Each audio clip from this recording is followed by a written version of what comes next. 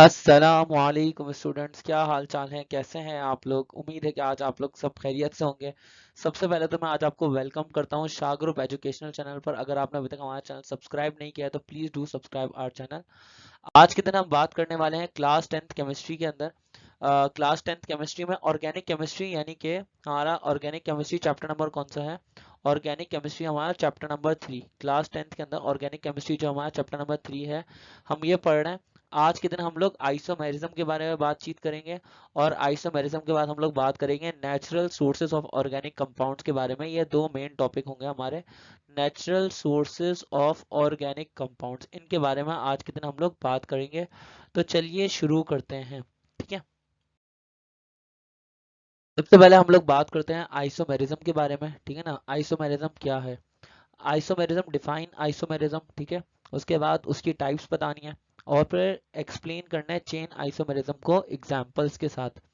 अगर हम आइसोमेरिज्म की बात करें तो आइसोमेरिज्म का मतलब ये है कि हमारे पास कुछ ऑर्गेनिक कंपाउंड्स होंगे।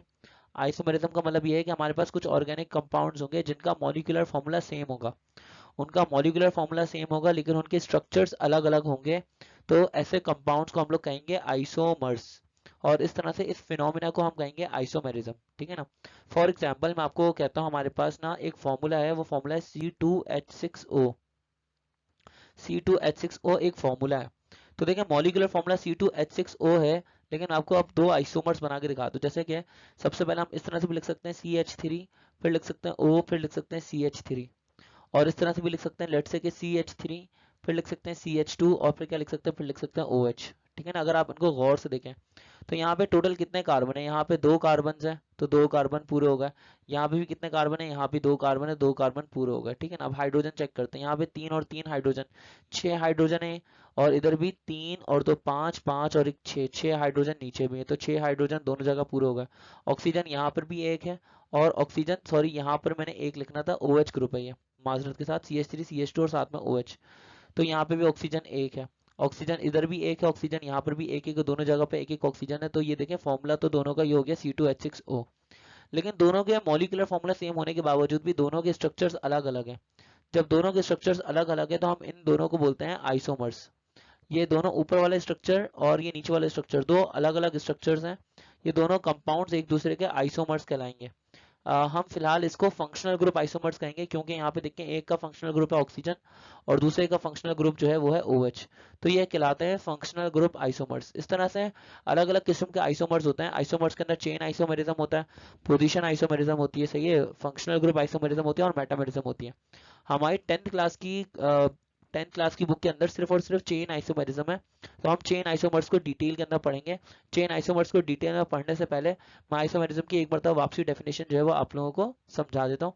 आइसोमेरिज्म के अंदर लिखा हुआ, isomerism are the compounds having same molecular formula but they differ in structural formula। Isomers ऐसे कंपाउंड्स को कहा जाता है जिनका मॉलिक्यूलर फॉर्मूला सेम है लेकिन उनके स्ट्रक्चरल फॉर्मूलास अलग अलग हैं। ऐसे कंपाउंड्स को हम लोग कहते हैं आइसोमेरिज्म, आइसोमर्स। और ये जो फिनोमिना है, इस फिनोमिना को हम कहते हैं आइसोमेरिज्म, ठीक है ना। अब आइसोमेरिज्म एक ग्रीक वर्ड से निकलता है। ग्रीक वर्ड में आइसो का मतलब होता है सेम, और मेरोस मतलब पार्ट, यानी सेम पार्ट्स वाले यूनिट, सेम कॉम्पोजिशन वाले यूनिट्स, ठीक है ना। तो हमारे पास आइसोमेरिज्म की चार टाइप्स हैं, chain isomerism, position isomerism, functional group isomerism और मेटामेरिज्म। आते हैं जरा चेन आइसोमेरिज्म के बारे में बात करते हैं, क्योंकि चेन आइसोमेरिज्म ही हमारी टेक्स्ट बुक के अंदर शामिल है, तो इसके बारे में हम लोग बात करने वाले हैं। चेन आइसोमेरिज्म का क्या मतलब है? ऐसे कंपाउंड्स, डिफरेंट कंपाउंड्स जिनका मॉलिक्यूलर फॉर्मूला तो सेम है, मॉलिक्यूलर फॉर्मूला सेम होने के बावजूद भी उनकी उनकी जो चेन है, उनका जो स्केलेटन है, स्केलेटन या उनकी जो चेन है वो डिफरेंट होगी। स्केलेटन डिफरेंट होगा या चेन डिफरेंट होगी, स्ट्रेट चेन और ब्रांच चेन का फर्क होगा। तो ऐसे हम आइसोमर्स को कहते हैं चेन आइसोमर्स। जैसे कि फॉर एग्जांपल अगर हम ब्यूटेन की बात करें, तो ये वाला जो ब्यूटेन है CH3 CH2 CH3 CH2 CH3, total ये ब्यूटेन जो इसके अंदर आप देखें, कार्बन एक दो तीन और चार, चार कार्बन है यहाँ पे, चार कार्बन है यहाँ पे। हाइड्रोजन टोटल है तीन, दो पाँच, पाँच दो सात, सात और तीन 10, 10 हाइड्रोजन है यहाँ पे। C4H10, ये हमारे हमारे जो ब्यूटेन है, और ब्यूटेन के अंदर चार कार्बन और 10 हाइड्रोजन है। ऐसे ब्यूटेन को जिसके अंदर स्ट्रेट चेन होती है हम उसको कहते हैं एन ब्यूटेन। एन ब्यूटेन का मतलब होता है नॉर्मल ब्यूटेन, सही ना, इसको कहा जाता है नॉर्मल ब्यूटेन, सही ना। अब यहाँ पे CH3 CH और साथ में CH3। अगर आप इस ब्यूटेन को देखेंगे है तो ये भी ब्यूटेन, क्योंकि कार्बन कितने हैं यहाँ पे, एक कार्बन, दूसरा कार्बन, तीसरा कार्बन और चौथा कार्बन, टोटल 4 कार्बन यहाँ पे भी हैं। हाइड्रोजन यहाँ पे कितने हैं, 3 4, 4 और 3 7, 7 और 3 10, टोटल 10 हाइड्रोजन यहाँ पर भी हैं। सही ना, हाइड्रोजन यहाँ पे भी 10 है, कार्बन यहाँ पे भी 4 है। तो देखिए फॉर्मूला तो सेम है, C4H10 और C4H10, फॉर्मूला सेम सेम है। लेकिन क्योंकि ये ब्यूटेन जो है वो ब्रांच के अंदर है तो हम इसको कहते हैं आइसोब्यूटेन, यानी कि ब्यूटेन का आइसोमर है ये। तो हमारे पास ये दोनों आइसोब्यूटेन और नॉर्मल ब्यूटेन ये कहलाएंगे चेन आइसोमर्स, क्योंकि एक स्ट्रेट चेन में और दूसरा ब्रांच चेन के अंदर है। चेन आइसोमरिज्म के अंदर यही फर्क होता है कि स्ट्रेट चेन और ब्रांच चेन का फर्क होता है। ठीक है, आगे बढ़ते हैं। अब आते हैं हमारा लेक्चर नंबर 30। इस लेक्चर नंबर 30 के अंदर हम बात करने वाले हैं किस चीज़ के बारे में, what are the sources of organic compounds. Organic compounds की सोर्सेज के बारे में हम लोग डिस्कस करने वाले हैं। ऑर्गेनिक कंपाउंड्स की नेचुरल सोर्सेज क्या है। देखिए अगर हम ऑर्गेनिक कंपाउंड्स की नेचुरल सोर्सेज की बात करें तो नेचुरल सोर्सेज के ऑर्गेनिक कंपाउंड के अंदर क्या क्या आ जाएगा, सारे लिविंग ऑर्गेनिजम्स आ जाएंगे। लिविंग ऑर्गेनिजम्स जैसे कि एनिमल्स या कोल वगैरह, ये हमारे पास एनिमल्स या प्लांट्स वगैरह। यहाँ पे एनिमल्स के साथ में मुझे प्लांट्स लिखना चाहिए था, एनिमल्स एंड प्लांट्स। तो प्लांट्स और एनिमल्स ये लिविंग ऑर्गेनिजम्स के अंदर आ जाएंगे। अब ये नेचुरल गैस, पेट्रोलियम और कोल ये भी लिविंग ऑर्गेनिज्म से ही ड्राइव हुए हैं। ये कहलाते हैं फॉसिल फ्यूल्स। ये बेसिकली ऐसा कहा जाता है कि पुराने मिलियंस ऑफ ईयर्स पहले जो स्पीशीज थी वो मर खप गई और उनके ऊपर बहुत ज़्यादा रॉक्स आ गई। तो रॉक्स की वजह से दफन हो गए और वो लिक्विड में कन्वर्ट हो गए या गैसेस में कन्वर्ट हो गए। तो इस तरह से कोल प्रोड्यूस हुआ, कोयला बना और नेचुरल गैस बनी, उस तरह क्रूड ऑयल बना या पेट्रोलियम बना। तो वहां से ये ऑर्गेनिक कंपाउंड्स निकाले जाते हैं। ठीक है ना। तो ऑर्गेनिक कंपाउंड्स की जो नेचुरल सोर्सेज है उसमें सबसे पहला आता है एनिमल किंगडम और प्लांट किंगडम। सही ना, एनिमल किंगडम से और प्लांट किंगडम से ये हम ऑर्गेनिक कंपाउंड हासिल करते हैं।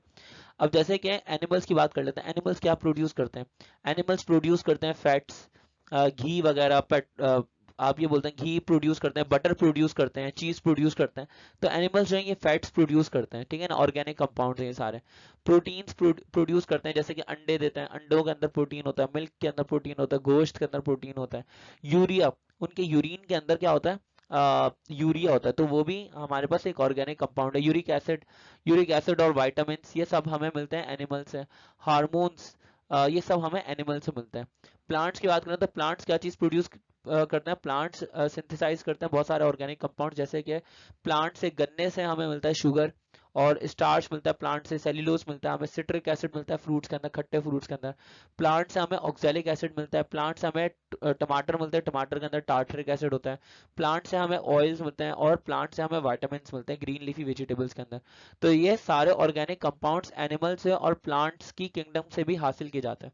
इसके अलावा ऑर्गेनिक कंपाउंड्स कहाँ से हासिल किए जाते हैं, सेकंड नंबर पे जो ऑर्गेनिक कंपाउंड्स है वो हासिल किए जाते हैं कोल से, कोयले से हासिल किए जाते हैं। अगर हम कोल की बात करें तो कोल एक कॉम्प्लेक्स मटेरियल है। कोल जो है कॉम्प्लेक्स मटेरियल है क्योंकि कोल मेनली तो कार्बन से बना है, कार्बन से मेन बना है, लेकिन इस कोल के अंदर बहुत सारे छोटी अमाउंट के अंदर, स्मॉल परसेंटेज के अंदर दूसरे एलिमेंट्स भी इसके अंदर मौजूद होते हैं। अगर हम कोल की क्वालिटी के ऊपर बात करते हैं तो कोल जो होता है हमारे पास अलग अलग क्वालिटी का होता है। जैसे कि कुछ कोल ऐसे होते हैं जिनको पीट कहा जाता है और कुछ को लिग्नाइट कहा जाता है, कुछ को एंथ्रासाइट कहा जाता है। एंथ्रासाइट जो होता है वो सबसे बेहतरीन किस्म का कोल है। एंथ्रासाइट जो कोल है बच्चों, ये याद रखिएगा, एमसीक्यू में पूछा जा सकता है। एंथ्रासाइट जो है वो बेस्ट क्वालिटी का कोल है, best quality coal. Anthracite is the best quality वाला कोल। सही ना, आगे बढ़ते हैं। अभी जो एंथ्रासाइट है, एंथ्रासाइट और इसके अलावा सॉफ्ट बिट्यूमिनस कोल होता है। सही ना। अच्छा, यहाँ पे पूछ रहे हैं कि सबसे ज्यादा यहाँ पे हार्ड कोल कौन सा है? सबसे ज्यादा सख्त कोयला जो है वो है एंथ्रासाइट का। अच्छा, जो एंथ्रासाइट वाला कोल है उसके अंदर बहुत सारा कंसिडरेबल अमाउंट या कंसिडरेबल क्वांटिटीज मौजूद होती है कॉम्प्लेक्स कंपाउंड की। अगर हम कोल को हीट करते हैं, अगर हम कोयले को जलाते हैं, हवा की गैर मौजूदगी में जलाते हैं, तो कोल के अंदर होती है डिस्ट्रक्टिव डिस्टिलेशन। डिस्ट्रक्टिव डिस्टिलेशन होती है कोल को जब हवा की गैर मौजूदगी में चलाते हैं। तो कोल से 3 तरह के प्रोडक्ट्स बनते हैं। कोल से जो पहला प्रोडक्ट बनता है वो बनती है कोल गैस। कोल गैस को ओवन गैस भी कहा जाता है। कोल गैस बनती है कोयले से जब हम कोयले को स्ट्रांगली हीट करते हैं। तो सेकंड जो चीज मिलती है हमें कोयले से वो मिलता है कोक। कोक मतलब कोयला सॉलिड फॉर्म के अंदर। सही ना, जला हुआ कोयला। और ये जो कोल गैस है वो तो गैसेस की फॉर्म में है। और थर्ड चीज जो मिलती है हमें वो मिलती है कोल तार। कोल तार जो होता है वो लिक्विड फॉर्म के अंदर होता है। अब कोल तार और कोक, इन दोनों का जो मिक्सचर होता है वो कहलाता है डामर, और डामर सड़कें बनाने के लिए भी यूज किया जाता है। आगे बढ़ते हैं। अच्छा, अब हमसे पूछ रहे हैं कि जो कोल गैस है, ये जो कोल से हमें कोल गैस मिलती है, इसको ओवन गैस भी कहा जाता है।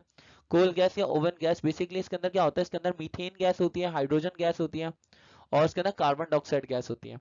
तो ये बहुत अच्छा फ्यूल है, क्योंकि इसके अंदर मीथेन गैस शामिल है, हाइड्रोजन गैस शामिल है। हाइड्रोजन भी अच्छा फ्यूल है और मीथेन भी अच्छा फ्यूल है, ठीक है ना। आगे बात करते हैं, अगर हम कोक की बात करते हैं तो कोक जो होता है वो प्योर कार्बन होता है। और कोक को हम लोग क्या करते हैं, कोक को, कोयले को हम लोग यूज करते हैं मेटलर्जी ऑफ आयरन के अंदर। यानी कि जब हम लोहे को एक्सट्रैक्ट करते हैं ना उसकी ओर से, आयरन को निकालते हैं, आयरन को उसकी ओर से अलग करते हैं, उसकी मेटलर्जी करते हैं, उसकी सफाई करते हैं, तो वहां पे कोल का काम आता है। स्टील बनाने के लिए भी कोल का काम आता है। और अगर हमने कैल्शियम कार्बाइड बनाना है, कैल्शियम कार्बाइड बनाने के लिए भी कोक का काम आता है। इंक्स बनाने के लिए भी कोक का काम आता है, ठीक है ना। अगर हम कोल तार की बात करते हैं तो कोल तार जो है वो एक ब्लैक कलर का गाढ़ा सा लिक्विड होता है, विस्कस लिक्विड होता है कोल तार। और कोल तार जो होता है उसके अंदर बहुत सारे एरोमेटिक कंपाउंड्स प्रेजेंट होते हैं। एरोमेटिक कंपाउंड्स कौन से होते हैं, एरोमेटिक कंपाउंड जैसे कि फिनॉल हो गया, बेंजीन हो गया, या टोलिन हो गया, ये सारे ऑर्गेनिक कंपाउंड्स हैं, एरोमेटिक कंपाउंड्स हैं, बहुत ज्यादा इंपॉर्टेंट तरीन कंपाउंड्स हैं, ये मौजूद होते हैं कोल तार के अंदर। अगर हम क्या करें, अगर हम कोल तार की फ्रैक्शनल डिस्टिलेशन करें, फ्रैक्शनल डिस्टिलेशन यानी कि इसके फ्रैक्शंस को, मुख्तलिफ चीज़ों को, मुख्तलिफ पार्ट्स को इसके अंदर से अलग अलग करें, तो हम बहुत सारे हाइड्रोकार्बन्स को अलग कर सकते हैं, ठीक है। आते हैं जरा एग्जाम्पल के तौर पे, हम कोल तार की फ्रैक्शनल डिस्टिलेशन की बात करते हैं। जब कोल तार की फ्रैक्शनल डिस्टिलेशन की जाती है, कोल तार ऑन फ्रैक्शनल डिस्टिलेशन, जब कोल तार की फ्रैक्शनल डिस्टिलेशन की जाती है, कब कहाँ तक, 170 डिग्री सेल्सियस तक, 170 डिग्री सेल्सियस तक जब हम कोल तार की फ्रैक्शनल डिस्टिलेशन करते हैं, तो हमें क्या क्या मिलता है, हमें लाइट ऑयल मिलता है। लाइट ऑयल जो होता है वो नेफ्था कहलाता है, ये आप समझ लें जेट फ्यूल बनाने के लिए काम आता है, जो हवाई जहाज होता है उनका फ्यूल बनाने के लिए काम आता है। अच्छा, कोल तार की फ्रैक्शनल डिस्टिलेशन से हमें बेंजीन मिलता है, बेंजीन बहुत ज्यादा इंपॉर्टेंट तरीन कंपाउंड है। हमें टॉलिन मिलता है, हमें जाइलिन मिलता है, जाइलिन जो होता है मार्कर्स की इंक बनाने के लिए काम आता है। आगे बोल रहे हैं कि 215 एरोमेटिक हाइड्रोकार्बन्स हैं, 215 एरोमेटिक हाइड्रोकार्बन्स तक तकरीबन हम हासिल कर सकते हैं कोल तार से। कोल तार जो होता है बेसिकली वो रोड की कारपेटिंग के लिए यूज किया जाता है, यानी कि आपको मैंने बताया ना डामर के तौर पे यूज किया जाता है, सड़कें बनाने के लिए कोल तार को यूज किया जाता है, ठीक है ना। अब देखें, नेचुरल गैस की बात करते हैं। जो नेचुरल गैस है, natural gas basically gaseous mixture की लार्ज क्वांटिटीज का मिक्सचर है। यानी कि आप ये बोलते हैं कि नेचुरल गैस जो है, ये बहुत बहुत ज़्यादा मुश्किल तरीन डेफिनेशन लिखी हुई है, इसको आसान लफ्जों में समझें कि नेचुरल गैस जो है वो मिक्सचर ऑफ मैनी गैसेस है, mixture of many gases, mixture of many gases, most importantly, most importantly कौन सी gas, most importantly methane gas, most importantly methane gas. ये जो नेचुरल गैस है ये बहुत सारी गैसेस का मिक्सचर है, लेकिन सबसे ज्यादा इंपॉर्टेंट तरीन गैसेस है मीथेन गैस। तो पाकिस्तान के अंदर अगर हम बात करें, ये बहुत ज्यादा इंपॉर्टेंट तरीन सोर्स है ऑर्गेनिक कंपाउंड्स की, सिंपल ऑर्गेनिक कंपाउंड्स की। पाकिस्तान के अंदर अगर हम बात करते हैं तो नेचुरल गैस को कहा जाता है सुई गैस, क्योंकि ये सुई के मकाम पे मिली थी पाकिस्तान के अंदर 1952 के अंदर। आइए आगे बढ़ते हैं, मीथेन गैस की, नेचुरल गैस की कॉम्पोजिशन की बात करते हैं, नेचुरल गैस के अंदर क्या क्या चीजें शामिल है। तो नेचुरल गैस के कंपोनेंट्स के अंदर मीथेन शामिल है, सबसे पहले तो CH4 94.6%। अगर हम इथेन की बात करते हैं तो नेचुरल गैस के अंदर इथेन भी शामिल है, नेचुरल गैस के अंदर इथेन शामिल है 1.05%। और अगर हम ब्यूटेन की बात करते हैं, प्रोपेन की बात करते हैं, तो प्रोपेन मौजूद है 0.28%, ब्यूटेन शामिल है 0.17%, नाइट्रोजन गैस शामिल है 3.88% और कार्बन डाइऑक्साइड गैस शामिल है 0.02%। अगर इन सबका टोटल कर लें तो टोटल हो जाएगा ये 100%, आप इन सबको ऐड करके चेक कर सकते हैं, ठीक है। नेचुरल गैस को क्या क्या कहा जा सकता है, ये MCQ में पूछा जा सकता है आपसे। नेचुरल गैस को कहा जा सकता है मीथेन गैस, नेचुरल गैस को मीथेन गैस भी कहा जाता है। नेचुरल गैस को और क्या कहा जाता है, नेचुरल गैस को सुई गैस भी कहा जाता है, सही ना, सुई गैस भी कहा जाता है इसको। और नेचुरल गैस को और क्या कहा जाता है, इसको कहा जाता है मार्श गैस, ठीक है ना, मार्श गैस भी कहा जाता है इसको। तो ये है नेचुरल गैस के बारे में जो कुछ मैं आपको बताना था। इसको ड्राई गैस भी बोलते हैं, इसको ड्राई गैस भी बोलते हैं, सही ना, और ड्राई गैस सबको कहा जाता है नेचुरल गैस को। आगे बढ़ते हैं, अब आ जाते हैं जरा हम पेट्रोलियम की बात करते हैं। पेट्रोलियम जो है वो हमारा लास्ट टॉपिक है, जिसके बारे में हम लोग बात करेंगे और फिर ये चैप्टर खत्म हो जाएगा। पेट्रोलियम, पेट्रोलियम को क्या कहा जाता है, पेट्रोलियम को कहा जाता है क्रूड ऑयल। क्रूड ऑयल होता है ब्लैक कलर का ऑयल होता है, ये ब्लैक कलर का ऑयल होता है, काला तेल होता है। और ये ब्लैक ऑयल जो होता है basically mixture of 500 plus hydrocarbon है। 500 से ज़्यादा हाइड्रोकार्बन इसके अंदर मुश्तमिल होता है। मिक्सचर ऑफ 500 प्लस हाइड्रोकार्बन्स, सही ना, मिक्सचर ऑफ 500 प्लस हाइड्रोकार्बन्स। अगर हम पेट्रोलियम की बात करते हैं तो पेट्रो का क्या मतलब है? पेट्रो मतलब रॉक, पेट्रो मतलब रॉक, और ओलियम मतलब ऑयल, सही ना, तो इसको रॉक ऑयल भी कहा जाता है। अब मैं आपको सारी चीजें समझा देता हूँ। देखें, अगर हम पेट्रोलियम की बात करते हैं तो petroleum is the most abundant and important, सबसे ज्यादा पाए जाने वाला और सबसे ज्यादा इंपॉर्टेंट तरीन नेचुरल सोर्स है ऑर्गेनिक कंपाउंड्स की, सही ना। इसको हम पेट्रोलियम कहते हैं या क्रूड ऑयल भी बोलते हैं। पेट्रो का क्या मतलब है? पेट्रो मतलब रॉक, ओलियम मतलब ऑयल, यानी कि हम इसको बोलते हैं रॉक ऑयल। ये basically dark viscous black colour का लिक्विड होता है जो कि अंडरग्राउंड डिपॉजिट्स के अंदर पाया जाता है, जमीन के अंदर। अंडरग्राउंड जमीन के अंदर मतलब अंडरग्राउंड एक ही बात हो गई, जमीन के अंदर जो है बहुत सारी जगहों पे ये पाया जाता है, वेरियस पार्ट्स ऑफ अर्थ में पाया जाता है। इसके डिपॉजिट्स पाए जाते हैं जगह जगह पे मुख्तलिफ डेप्थ्स के हिसाब से। पेट्रोलियम की अगर हम बात करें तो पेट्रोलियम जो है वो एक कॉम्प्लेक्स मिक्सचर है गैसेस का, लिक्विड का या सॉलिड हाइड्रोकार्बन्स का। पेट्रोलियम के अंदर कार्बन कहाँ से कहाँ तक हो सकता है? तो पेट्रोलियम के अंदर कार्बन एक कार्बन से लेके 40 कार्बन तक हो सकता है। एक कार्बन एटम से 40 कार्बन एटम्स तक हो सकते हैं। और इनके अंदर कार्बन और हाइड्रोजन के अलावा ऑक्सीजन भी हो सकते हैं, सल्फर भी हो सकते हैं और नाइट्रोजन भी हो सकते हैं, सही ना। अगर हम पेट्रोलियम की बात करें तो पेट्रोलियम के अंदर दो टाइप्स के हाइड्रोकार्बन ऐसे हैं जो कि बहुत ज्यादा इंपॉर्टेंट है। दो टाइप्स के हाइड्रोकार्बन पेट्रोलियम के अंदर सबसे ज्यादा पाए जाते हैं, जैसे कि एक तो पैराफिन्स है और दूसरे हैं साइक्लोपैराफिन्स। पैराफिन्स जैसे कि अल्केन्स हो गए, और साइक्लोपैराफिन्स यानी कि साइक्लो अल्केन्स। तो साइक्लो अल्केन्स ये बहुत ज्यादा पाए जाते हैं इस पेट्रोलियम के अंदर, ठीक है ना। अब जैसे साइक्लोहेक्सेन का स्ट्रक्चर बता रहे हैं, साइक्लोहेक्सेन का फॉर्मूला होता है C6H12, ठीक है ना। अगर हम यहाँ पे पेट्रोलियम के बारे में ऊपर से लेके नीचे तक यहाँ तक भी याद कर लें तो हमारा बहुत हो जाएगा, काफी है यहाँ से लेके यहाँ तक याद करना। पूरा याद करना जरूरी भी नहीं है, आप यहाँ से लेके यहाँ तक याद कर सकते हैं, काफी है, ठीक है। उसके बाद लंबी हो जाएगी, यानी कि मैं इसके बाद कहूंगा तो वो लंबी हो जाएगी कि it is generally believe that, ये आमतौर पर माना जाता है कि प्लांट्स की जो बाकियात थी और एनिमल्स की जो बाकियात थी जो कि वार्म आइलैंड के अंदर रहते थे या क्या नाम है ओशियंस के अंदर रहते थे मिलियंस ऑफ ईयर्स, करोड़ों साल पहले, तो वो जब मर खप गए और उनके ऊपर क्या आती गई, रॉक्स आती गई, तो वो दब गए और केमिकल चेंजेस हुए, प्रेशर चेंज हुआ उनके अंदर, टेम्परेचर चेंज हुआ, बैक्टीरिया इन्वॉल्व हुआ, जिसकी वजह से वो सारी रिमेन्स पेट्रोलियम के अंदर कन्वर्ट हो गई। यानी कि बहुत लंबी एक बात है, बात यहाँ से निकलेगी तो बहुत आगे तक जाएगी, तो इसलिए हमने इसको यहाँ तक छोड़ दिया, सही ना। आपको समझने के लिए काफी है लेकिन लिखने के लिए जरूरी नहीं है। जैसे पाकिस्तान के अंदर बात कर लें, पाकिस्तान के अंदर मोस्ट इंपॉर्टेंट पेट्रोलियम के जो रिजर्व्स हैं वो मेल के अंदर है, तुत के अंदर है, पुटोहार के अंदर है, सही ना, पंजाब के कुछ एरियाज के अंदर और बदीन के कुछ डिस्ट्रिक्ट एरियाज के अंदर है, दादू के अंदर और सिंध के हैदराबाद और सिंध के अंदर मौजूद है। तो हमने क्या करा, पेट्रोलियम के बारे में कहाँ से कहाँ तक करना है, पेट्रोलियम के अंदर यहाँ से यहाँ तक हमने लिख लेना, काफी है, ये बहुत इनफ है, ठीक है ना। आगे बढ़ते हैं। तो पेट्रोलियम की फ्रैक्शनल डिस्टिलेशन कैसे होती है जरा समझते हैं। पेट्रोलियम की फ्रैक्शनल डिस्टिलेशन के लिए हमने क्रूड ऑयल डाला। सबसे पहले यहाँ से इस कंटेनर के अंदर से क्रूड ऑयल जो है वो अंदर होगा, भट्टी के अंदर जाएगा। सबसे पहले ये क्रूड ऑयल जब भट्टी के अंदर जाएगा तो फर्नेस के अंदर से ये हीट एक्सचेंजर में से पास होगा ये पूरा का पूरा क्रूड ऑयल, यानी कि इसको मुख्तलिफ टेम्परेचर से गुजारा जाएगा। ये मुख्तलिफ टेम्परेचर से गुजरने के बाद ये क्रूड ऑयल जो है वो इधर आ जाएगा इस जगह पे, ठीक है ना, यहाँ पे इस कंटेनर के अंदर आ जाएगा।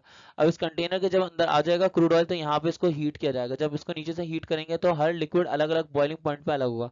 जैसे कुछ लिक्विड यहाँ पे अलग होंगे, यहाँ पे अलग होंगे, कुछ लिक्विड यहाँ पे अलग होंगे, अलग होंगे। इस तरह से हर लिक्विड अपने अपने बॉइलिंग पॉइंट पर अलग होता जाएगा, सही ना। फॉर एग्जांपल मैं बोलता हूँ, सबसे पहले जो लिक्विड के अंदर से हीट करोगे तो जिस चीज के वेपर्स निकलेंगे वो होंगे पेट्रोलियम गैस। सबसे पहले पेट्रोलियम गैस 20 डिग्री सेल्सियस पे बाहर आ जाएगी। फिर पेट्रोल की बात कर ले तो पेट्रोल गैसोलीन जो है वो 40 डिग्री सेल्सियस पे बाहर आ जाएगा।